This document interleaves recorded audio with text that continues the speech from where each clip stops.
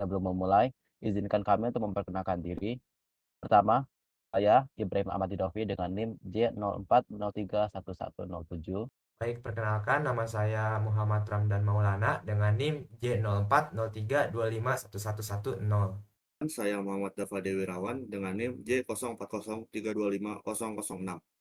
Halo semuanya, perkenalkan kami dari kelompok 1 dari kelas TPLB. Pada video ini kami akan menjelaskan proyek akhir dari mata kuliah algoritma dan struktur data, yaitu suatu sistem antrian klinik berbasis priority queue menggunakan link list.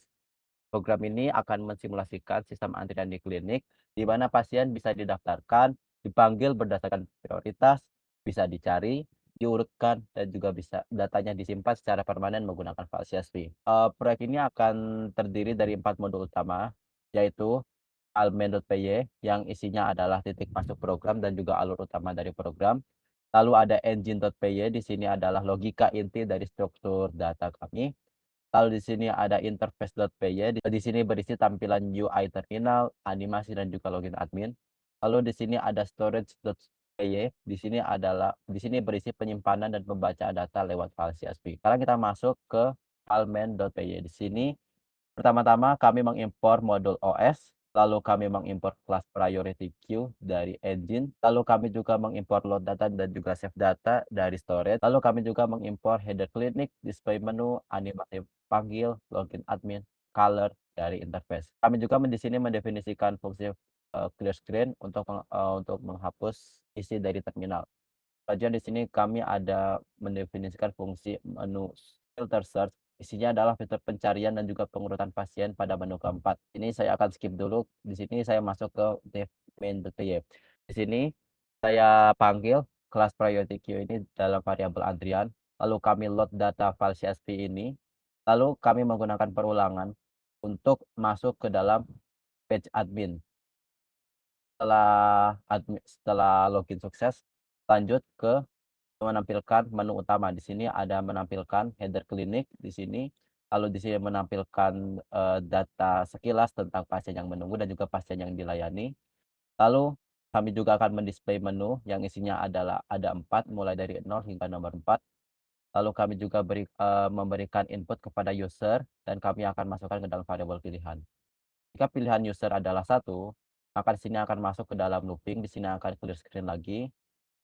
Lalu di sini program akan meminta nama pasien dan nanti akan dimasukkan ke dalam kode nama. Nanti ada di sini nanti ada pengecekan juga apakah nama sudah benar dan salah. Jika benar nanti akan masuk ke dalam verifikasi dari, kondisi kondisi dari pasien. Di sini akan masuk ke dalam, eee, looping dari while jika pilih satu atau 2. Jika selain itu maka akan ada program error dan nanti kami akan menggunakan error handling dan akan kembali ke dalam looping sini. Nah, nanti di sini setelah itu di baris kode ini, di sini adalah perulangan apakah apakah si user ini akan mendaftarkan pasien kembali atau tidak. Di sini saya pilih, tidak. Setelah itu nanti program akan kembali ke menu utama, di sini ada pilihan 2. Lalu di sini selanjutnya ada clear screen agar nanti terminalnya menjadi bersih. Lalu kami memanggil, pasien dipanggil di sini menggunakan area.deque. Jika nanti pasien dipanggil nanti akan ada muncul animasi simpel seperti ini. Nah, nanti akan muncul, suatu tabel atau suatu kata yang berisi tentang pasiennya nanti yang akan diproses. Lalu jika user memilih pilihan 3 di sini akan full screen, lalu nanti ditampilkan semua user menggunakan antrian display all. Jika user memilih menu 4 nanti akan masuk ke dalam fungsi menu filter dan search yang nanti akan kita bahas. Lalu jika user memilih pilihan 0 maka di sini program akan berhenti dan di sini tandanya adalah, break. Jika misalkan user nanti inputnya, sesuatu yang bukan dari 0 hingga 4 maka di sini akan ada bug handling dan user akan diminta untuk memasukkan input yang benar. Di sini, sebagai, baris kode untuk memulai dari main.py ini. Jadi saya akan membahas tentang fungsi dari menu filter search ini. Kenapa saya pisahkan sini? Karena agar lebih mudah terbaca. Di sini ada perulangan walkthrough. Jadi nanti kalau misalkan ada error nanti akan mengulang hingga nanti hasilnya benar. Ini ada clear screen, lalu di sini nanti akan ada print untuk menampilkan info-info Misalnya opsi pertama untuk urut secara alfabetis, lalu secara urgensi, lalu secara urut gabungan. Di sini kami akan meminta pilihan juga untuk user. Jika pilihan 0 atau 0 ini adalah uru jika pilihan 1 sini akan clear screen, nanti akan diurutkan berdasarkan alfabetis, lalu nanti kami akan memanggil fungsi antrian display sorted berdasarkan nama. Kalau misalkan pilihannya 2 nanti berdasarkan kategori, yaitu urgensi, nanti kalau pilihan 3 berarti secara gabungan, dan yang nanti akan dijelaskan di file engine.py. Jika pilihan 4 nanti akan mencari nama pasien nanti inputnya bisa berupa nama, bisa ID, ataupun tanggal pasien. Oke, baik. Di sini saya selanjutnya akan menjelaskan tentang interface. Pertama, di interface ini kami memiliki kelas yaitu berupa color. Dalam kelas color ini kita memiliki beberapa warna. Pertama ada cyan, green, yellow, red, bold, underline, reset, dan juga blue. Warna-warna ini akan kita gunakan sebagai header klinik dan juga display menu. Selanjutnya ada fungsi header klinik yang guna untuk menampilkan banner utama aplikasi dengan tulisan putih. Di sini kita ada beberapa warna, ada cyan dan juga reset ya. Selanjutnya ada fungsi display menu. Display menu ini kita gunakan supaya menu-menu dan angka pada menu tersebut memiliki warna.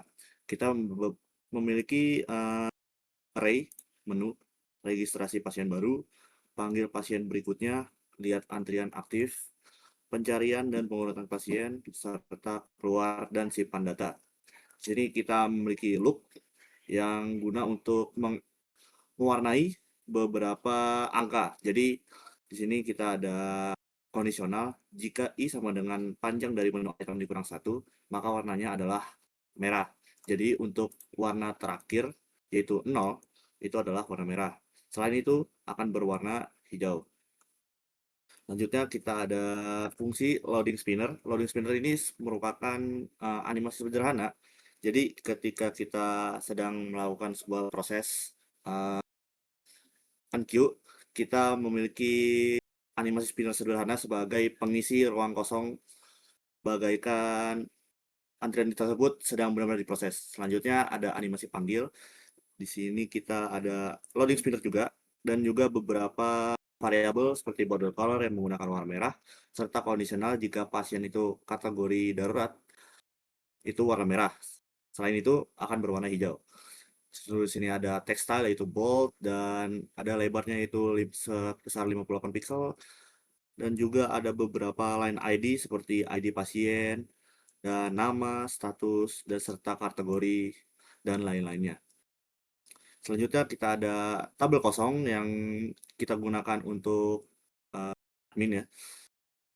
Dan juga untuk kita menampilkan list-list antrian dan sebagainya. Di sini ada fungsi login admin.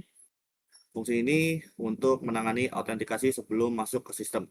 Yang menarik adalah penggunaan msv_crt.gets. Fungsi dari label Windows yang membaca satu karakter keyboard secara langsung tanpa menampilkannya di layar. Ini ada fungsinya dengan variabel ch. Setiap karakter yang diketik akan menampilkan sebagai tanda bintang guna untuk keamanan password seperti ya program-program pada umumnya lah ya. Serta username dan password yang kita gunakan itu serta adalah admin, dan passwordnya itu adalah admin 123. Jadi di sini ada beberapa error handling juga ketika kita melakukan memasukkan password guna mencegah keamanan. Oke, selanjutnya saya akan menjelaskan bagian storage. Di sini dalam storage ini kita hanya memiliki dua fungsi, yaitu load data serta save data. Untuk pertama-tama kita menjelaskan save data terlebih dahulu. Save data di sini tersendiri memiliki beberapa metode. Yang pertama adalah menulis. Jadi untuk save data sendiri di sini pertama-tama adalah menulis file antrian. Jadi ketika kita meregistrasi pasien baru, otomatis nanti pasien tersebut akan masuk ke dalam list antrian dan akan tertulis juga ke dalam file CSV, yaitu bernama antrian.csv. Kedua adalah log. Jadi ketika pasien tersebut dilayani atau di queue, otomatis nama pasien tersebut beserta ID, nama kategori, dan waktu juga akan masuk ke dalam log pelayanan. dalam bentuk CSV juga. Selanjutnya kita masuk ke fungsi load data. Fungsi load data sendiri ini berguna untuk mengecek dan mengupdate file dari CSV. Jadi kita bisa lihat sini ada kondisional ketika file antrian di sini eksis, kita bisa membaca dan kita bisa menambahkan bagian nama, kategori, dan manual ID. Kita masukkan kembali ke dalam queue. Sama seperti bagian log atau file log.pelayanan.csv, kita juga melakukan metode yang sama, yaitu dengan membaca dan membuat objek dummy node untuk log. Untuk konten-kontennya di sini ada ID, nama, kategori, dan juga waktu itu sendiri.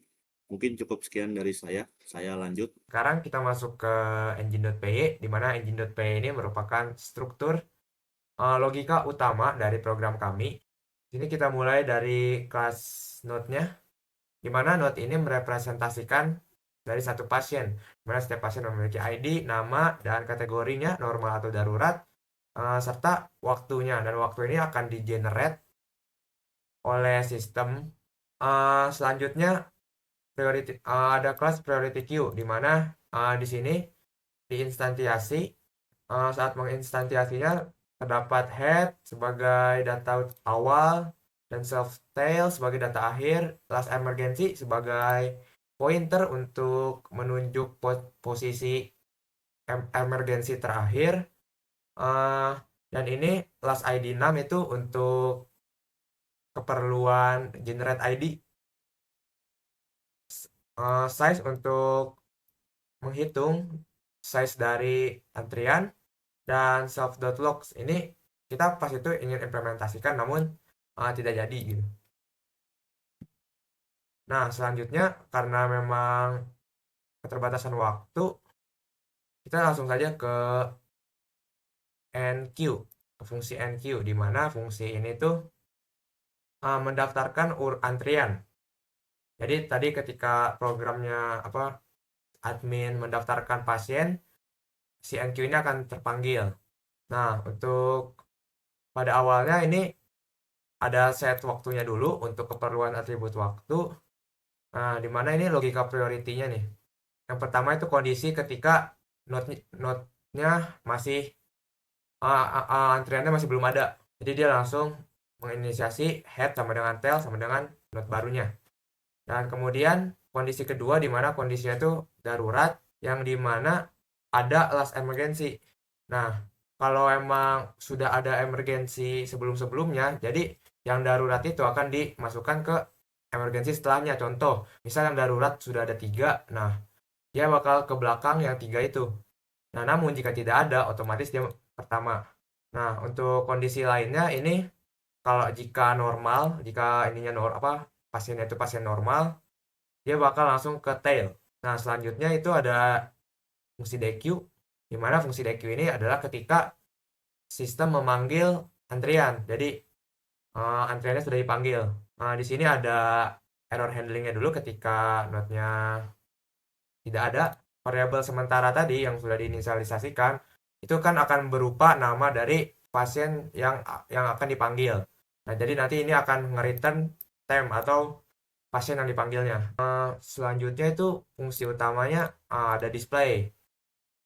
Jadi ini fungsi dimana kita tuh ngedisplay semua antrian. Nah, di sini ada error handling ketika empty, ketika kosong seperti biasa. Di sini ada ketika pointer ke node selanjutnya menggunakan while loop. Di sini ada fungsi untuk sort display, di mana di sini tuh ngehandle demand dari sorting yang ada di menu utama. Jadi dapat disorting berdasarkan nama, kategori, dan gabungan. Nah, untuk sortnya kita memakai merge sort, di mana kompleksitasnya tuh on log n. Dan di situ dapat dua fungsi, di mana yang pertama itu untuk divide, yang kedua itu untuk concur. Dan setelah itu ada search pasien, di mana ini sistemnya itu menginisialisasikan list baru untuk ditampilkan. Jadi nanti search-nya ini akan mencari berdasarkan parsial nama atau ID, tepat ID, dan waktu. Nah, di sini kita menggunakan linear search karena datanya tidak terurut. Selanjutnya, yang terakhir itu ada display by kategori, yang dimana ini kita nge-display berdasarkan kategori. Jadi ada menu di mana kita tuh ingin menampilkan yang darurat saja atau itu saja. Nah, di sini kita menggunakan list comprehension. Nah, itu saja fungsi-fungsi utama dari engine.py.